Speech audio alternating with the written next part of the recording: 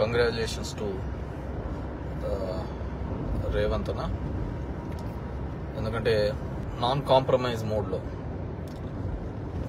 తను సొంతంగా కొడంగల్ కాన్స్టిట్యున్సీలో ఓడించినా కానీ ఎక్కడే కానీ వెనకడుగు వేయకుండా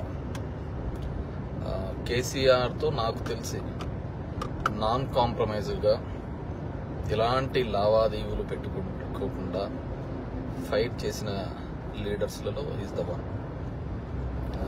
ఎక్కడే కానీ కాంప్రమైజ్ కాకుండా చేసినారు. దానివల్లనేమో తనకి అతి తొందరగా ప్రజలు నమ్మినారు. అతను హీస్ ద వన్, ఎటువంటి ఇది లేకుండా ఫైట్ చేస్తాడు అని ఒకదాంతో ఒక జెడ్పీటీసీలు ఏబీవీపీ దగ్గర నుంచి చూస్తే నాకు పరిచయం అనేది జెడ్పీటీసీగా ఉన్నప్పుడు ఎమ్మెల్సీగా కావడం జరిగింది. ఎమ్మెల్సీగా అయిన తర్వాత ఆయన టీడీపీలో జాయిన్ కావడం జరిగింది. టీడీపీలో జాయిన్ అయిన తర్వాత వి యూస్ టు సీ, నేను అప్పుడు 9 to 14 ఎమ్మెల్యేగా ఉన్నప్పుడు కూడా మేము చాలా సందర్భంలో కలిసేవాళ్ళం, మాట్లాడేవాళ్ళం. ఎప్పుడు అనేవాడు, మేము అప్పుడు బాగా తెలంగాణ ఉద్యమం బాగా పీక్ టైంలో ఉన్నప్పుడు కూడా చాలా ప్రిపేర్ వచ్చి కూడా మనం వెంకటరామ్ ఇక్కడ అసెంబ్లీలో ఈ గోళల మధ్య దీనిల మధ్య అప్పుడు మాట్లాడలేకపోతున్నామని కూడా చాలాసార్లు చెప్పేవాడు. దాని తర్వాత రాష్ట్రం విడిపోయిన తర్వాత మేము ఇక్కడికి ఆంధ్ర, ఆయన తెలంగాణలో ఉండి కొడంగల్లో కాంగ్రెస్ నుంచి ఓడిపోవడం జరిగింది. దాని తర్వాత మల్కాజ్గిరి ఎంపీగా రావడం జరిగింది. తర్వాత పీసీసీగా. మామూలుగా ఓట్ ఫర్ నోట్ లాంటి అభియోగాలు అలాంటివి వచ్చినప్పుడు చాలామంది కుంగిపోయి రాజకీయాల నుంచి చాలామందికి డెడ్ ఎండ్ పడుతుంది.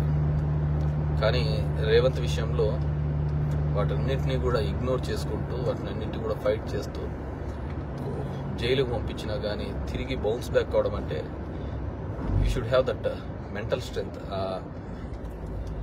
ఆ విధమైన మెంటల్ స్ట్రెంగ్త్ లేకపోతే ఎవరు ఆ విధంగా బౌన్స్ బ్యాక్ కాలేరు. కాంగ్రెస్ లాంటి మహాసముద్రంలో మనం 2 అడుగులు ముందుకు వేస్తే 10 అడుగులు వెనక్కి గుంజుతున్నా కానీ ఎంతోమంది సీనియర్లు వ్యతిరేకిస్తున్నా, కామెంట్ చేస్తున్నా చాలా స్థితప్రజ్ఞతో అంటే డ్యూరింగ్ ది ఎలక్షన్స్ టైంలో అయితే అతనే అందరికీ కూడా ముందుపడి ప్రచారం చేయడం కానీ కలుపుకొని పోవడం వల్ల కానీ, because Congress is like that. నీకు అవతల నచ్చినా నచ్చకపోయినా you have to, it's only ఆ క్రెడిబిలిటీ తీసుకొని రావడం లేదు. ద రెస్ట్ అందరూ కూడా వర్కౌట్ చేసినారు. కానీ రేవంత్ యొక్క క్రెడిబిలిటీని, రేవంత్ యొక్క నాన్ కాంప్రమైజ్ మోడ్లోనే సక్సెస్ సాధించినారని చెప్పేసి మనం అనుకోవచ్చు. సో ఆ విధంగా పనిచేయడం జరిగింది. సో నాకు తెలిసి అయితే ఆయన చంద్రబాబు నుంచి వేరు కావడం, బయటికి పార్టీ నుంచి రావడంతోనే అతని గ్రోత్ మొదలైంది అనుకుంటాను.